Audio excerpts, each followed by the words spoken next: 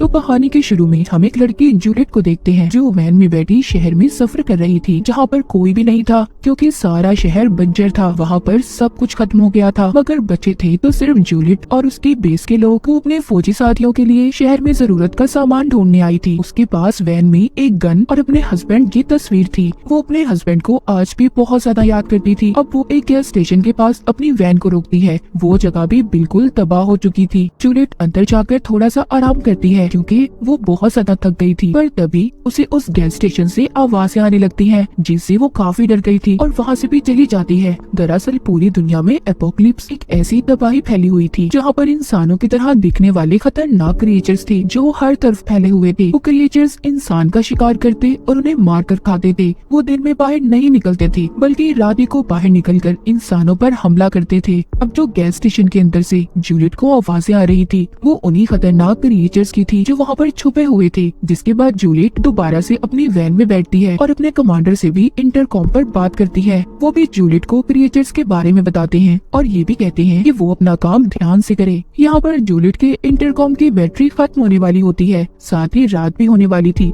इसीलिए वो अपनी वैन को एक छोटे रास्ते से ले जाने लगती है। थोड़ा आगे जाने पर उसे एक और वैन दिखाई देती है जहाँ पर एक आदमी जख्मी हालत में था। वो जाकर जब उसे देखती है तो वो जूलियट को बताता है कि कल रात मेरे ऊपर एक क्रिएचर ने हमला किया, उसी ने मेरा ऐसा हाल कर दिया है। मैंने उसे अपनी वैन में बंद किया हुआ है, पर वो आदमी बहुत ज्यादा दर्द में था, इसीलिए वो जूलियट को खुद को मारने का कहता है क्योंकि उस आदमी से दर्द बर्दाश्त नहीं हो रहा था। जिसके बाद वो उस जख्मी आदमी की वैन में जाकर उस क्रिएचर को मार देती है और जरूरत का सामान लेकर बाहर आ जाती है। बाहर वो आदमी भी मर गया था। अब बस रात भी होने वाली थी, इसलिए जूलियट जल्दी से अपनी वैन में बैठकर अपनी बेस की तरफ जाने लगती है। जब वो जा रही थी तो रास्ते में वो अपने हस्बैंड जैक की तस्वीर को देखते हुए उसका ध्यान भटक जाता है और उसकी वैन का एक्सीडेंट हो जाता है। तो साथ ही यहाँ से कहानी जाती है पास्ट में, जब सब कुछ ठीक था, जब दुनिया ऐसी नहीं थी। जूलियट को हम एक आर्ट गैलरी में देखते हैं जहाँ पर वो पेंटिंग्स को देख रही थी। वहीं पर वो जैक से पहली बार मिली थी जो उस आर्ट गैलरी का मालिक था। आकर जैक उससे पूछता है क्या तुम्हें वो पेंटिंग पसंद आई, जिस पर वो कहती है हाँ शायद, क्योंकि जूलियट यहाँ पर किसी पेंटिंग को देखने नहीं बल्कि वो तो यहाँ पर फ्री का खाने पीने के लिए आई थी। जैक भी उसकी बातों से समझ गया था कि उसे पेंटिंग्स के बारे में कुछ भी नहीं पता। वो उससे कहती है कि बाहर बारिश हो रही थी, मैं तो बस इसलिए यहाँ पर आई थी। पर जैक उसकी बातें सुनकर कहता है मैं जानता हूँ तुम्हें यहाँ पर गॉड ने भेजा है क्योंकि वो हमें मिलाना चाहते हैं। जिसके बाद वो जूलियट को एक पेंटिंग दिखाता है जिसमें काफी अजीब शक्ल बनी हुई थी। वो कहता है इसे देखो, ये देखकर तुम्हें ऐसा लग रहा होगा कि ये कितनी बुरी है, पर मेरा कहना ये है इसे गौर से देखो। तुम इसकी ऐसी शक्ल पर मत जाओ बल्कि ये देखो इसे कितने खूबसूरत तरीके से बनाया गया है। यानी कि जैक उसे यहाँ पर इंसान की अंदरूनी खूबसूरती के बारे में समझा रहा था। अब अगले दिन जैक जूलियट से फिर मिलता है और उसे अपने घर ले जाता है। घर देखकर हैरान हो गई थी क्योंकि उसका घर बहुत बड़ा और खूबसूरत था। वो दोनों बैठकर बहुत बातें करते हैं जहाँ पर उन्हें पता चलता है कि उन दोनों के माँ बाप नहीं थे। लेकिन थोड़ी देर बाद जूलियट को कुछ अजीब महसूस होता है और वो जाने लगती है क्योंकि उसे जैक का इतना अच्छा रवैया देखकर उस पर शक हो रहा था, इसीलिए वो उसके घर से चली जाती है। जिसके बाद कुछ दिन बाद का सीन दिखाया जाता है।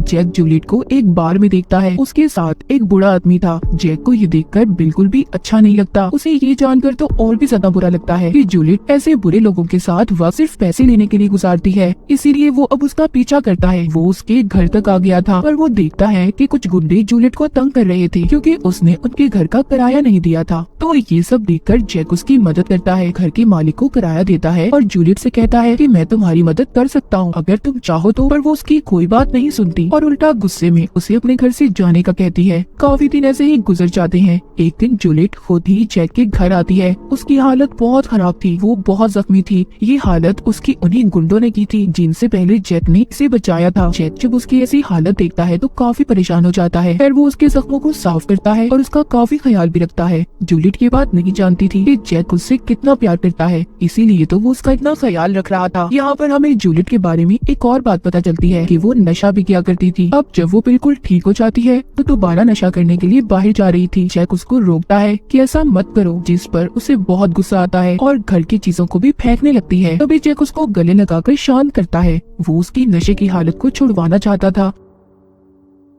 इसीलिए वो उसे शहर से दूर ले जाता है, जहाँ पर वो एक बहुत ही खूबसूरत घर खरीदता है। उन दोनों ने शादी भी कर ली थी और वहाँ पर हंसी खुशी रहने लगे थे। एक दिन जूलियट जैक को खुशखबरी देती है कि वो माँ बनने वाली है, जिससे जैक बहुत खुश होता है। पर जब उनका बच्चा पैदा होता है तो वो मरा हुआ था, जिससे वो दोनों काफी दुखी हो गए थे। जैक इस बात को जानता था कि ये सब जूलियट की नशे वाली आदत की वजह से हुआ है, पर वो उसे कुछ नहीं कहता क्योंकि वो भी बहुत दुखी था। जूलियट फिर से पहले से भी ज्यादा नशा करने लगी थी। वो रात रात भर घर से बाहर रहती थी। जैक जाकर उसे ढूंढ कर लाता और उसका ख्याल रखता था। पर एक दिन जब दोनों गाड़ी में जा रहे थे तो उनके बीच झगड़ा हो जाता है। जूलियट उससे कहती है कि मेरे बच्चे की मौत के जिम्मेदार तुम हो, जिस पर जैक को बहुत गुस्सा आता है और वो गाड़ी से उतरकर एक फैक्ट्री के पास चला जाता है। और जूलियट भी एक बार में आ गई थी। तभी उसे जैक की कॉल आती है, पर वो उसे नहीं उठाती। लेकिन जब वो टीवी पर खबर देखती है जिसमें बताया जा रहा था कि फैक्ट्री के पास एक केमिकल धमाके की वजह से 40 लोग मर गए, तो वो बहुत ज्यादा डर जाती है और जैक के बारे में सोचने लगती है। तभी वो जैक का फोन उठाती है तो एक आदमी उसे बताता है कि जैक की हालत बहुत खराब है और वो हॉस्पिटल में है। जूलियट जल्दी से हॉस्पिटल जाती है। वो जाकर देखती है जैक एक कमरे में था जिसकी हालत बहुत खराब थी, जिसे देखकर अब जूलियट को पछतावा हो रहा था कि अगर उनके बीच झगड़ा न होता तो जैक की ऐसी हालत न होती। खैर जब भी जैक के पास जाती है तो वो बोल तो नहीं सकता था, इसीलिए वो एक बोर्ड पर उसे आई लव यू लिख कर देता है, जिसे देख जूलियट को बहुत रोना आता है क्योंकि अब उसे जैक के प्यार का एहसास हो गया था। वो उसे खोना नहीं चाहती थी। जूलियट को पूरा यकीन था कि वो ठीक हो जाएगा, उसे कुछ नहीं होगा। अगले दिन जब वो हॉस्पिटल आती है तो वहाँ पर जैक नहीं था। उसके पूछने पर हॉस्पिटल वाले बताते हैं कि वो मर गया है और उन्होंने उसकी लाश को जला दिया क्योंकि वो पूरी तरह से इन्फेक्टेड हो गया था।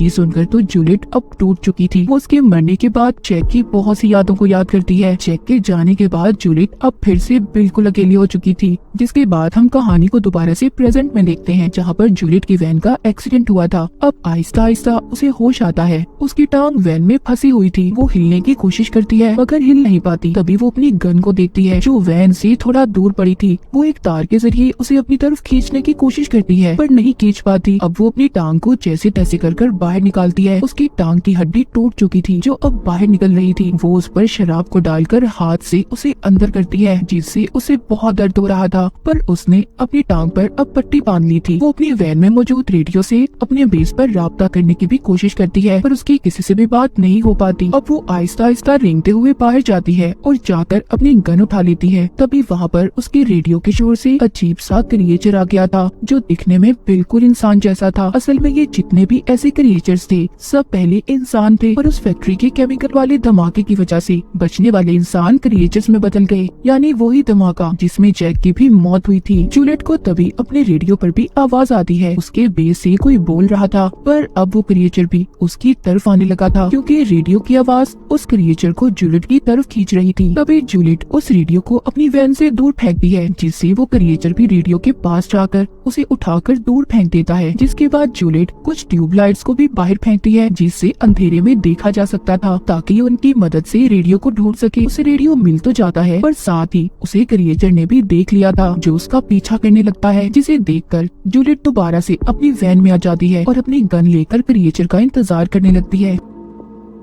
वो पीछे से आकर जूलियट को पकड़ लेता है मगर वो वैन की एक्सीलेटर को दबा देती है, जिससे वो डर गया था और थोड़ा पीछे हो जाता है मगर वो दोबारा से उस पर हमला कर देता है। जूलियट इस बार उस पर अपनी गन से गोली चलाकर उसे दूर करती है। अब उसकी रेडियो पर भी बात हो गई थी। उसकी बेस के लोग कहते हैं कि तुम अपनी वैन में लगी ट्रैकिंग डिवाइस को ऑन कर दो जिससे हम तुम्हें ढूंढ लेंगे। वो ऐसा ही करती है। जहाँ पर वो एक तरफ क्रिएचर से बचने की कोशिश कर रही थी तो वहीं पर वो क्रिएचर उसकी वैन के सामने वाले शीशे को तोड़ने में कामयाब हो जाता है और उसकी तरफ बढ़ने लगता है। पर जूलियट जल्दी से हेडलाइट को चला देती है जिससे वो भाग गया था क्योंकि ये क्रिएचर्स ज्यादा रोशनी को बर्दाश्त नहीं कर सकते थे। बाद में वो फिर से रेडियो पर अपने बेस पर बात करती है जिस पर वो उससे कहती है कि हम लोग खतरे में फंसे हुए हैं, तुम भी अगर सुबह तक जिंदा रही तो हम तुम्हें बचा लेंगे। ये सुनकर तो जूलियट और ज्यादा डर गई थी। तभी उसे वहाँ पर एक और गाड़ी की आवाज आती है। वो उस गाड़ी को देखकर उन्हें आवाज लगाने लगती है। दरअसल वो चोर और गुंडे थे जो लोगों को मारकर उनके सामान को चुराकर भाग जाते थे। उस गाड़ी में से एक आदमी जब जूलियट की आवाज सुनता है तो उल्टा वो उसे बचाने की बजाय उसे मारने आया था, पर वहाँ मौजूद क्रिएचर उस आदमी को खींचकर मार देता है और खा जाता है, जिससे जूलियट की जान बच गई थी। उस आदमी के बाकी साथी क्रिएचर से डरकर भाग गए थे मगर अब बेचारी जूलियट सब चीजों से बहुत ज्यादा डर गई थी और खुद ही अपनी जान लेने का सोचती है क्योंकि वो क्रिएचर के हाथों नहीं मरना चाहती थी। अब खैर वो हिम्मत करती है और वैन से बाहर आ जाती है। उसके पास पेट्रोल की कैन और फ्लेयर स्टिक्स थी। वो वैन से कुछ दूरी पर पेट्रोल कैन को रखकर फिर स्टिक्स में आग लगाती है। रोशनी देखकर क्रिएचर उसकी तरफ आने लगा था, तो उसके पास आते ही वो पेट्रोल कैन को शूट कर देती है, जिससे वहाँ पर बहुत बड़ा धमाका होता है। पर वो क्रिएचर अब भी उस धमाके से नहीं मरता। वो जूलियट को खींचकर उसे दूर फेंकता है, लेकिन इस बार जूलियट ने उस क्रिएचर को गोली मार दी थी,